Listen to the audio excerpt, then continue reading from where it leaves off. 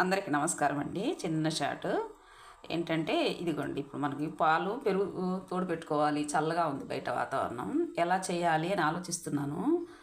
ఇది అప్పుడప్పుడు చేసేదేనండి. మనకు పెరుగు లేనప్పుడు పెరుగు కావాలి అంటే, ఒక గంటలో మనకు పెరుగు కావాలంటే ఏం చేయాలి అంటే, ఈ గోరువెచ్చటి పాలల్లో కొంచెం తోడు ఎక్కువ తీసుకోవాలండి.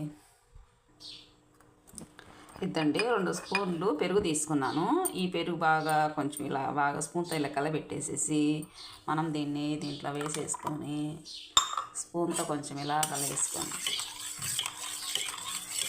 కలేసుకోవచ్చు, తిరగొట్టుకోవచ్చు. మనం ఇలా చేసేసి మూత పెట్టేసుకొని ఏదైనా పాత్ర బోర్లు ఇచ్చుకుంటే దీని మీద కరెక్ట్గా ఒక గంటన్నరకి పెరుగు తోడైపోయిద్దండి. చక్కగా పెరుగు తినేసేయచ్చు.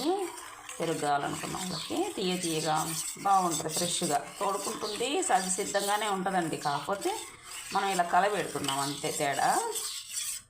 హాట్ బాక్స్లో కూడా పెట్టుకోవచ్చండి. నేను ఈ గిన్నెలో చూపిస్తున్నాను. ఇలా హాట్ బాక్స్లో పెట్టుకుంటే ఇక బోర్లు ఇచ్చవలసిన పని లేదు. కాకపోతే ఇప్పుడు అలవాటు కాబట్టి అలా పెట్టేశాను.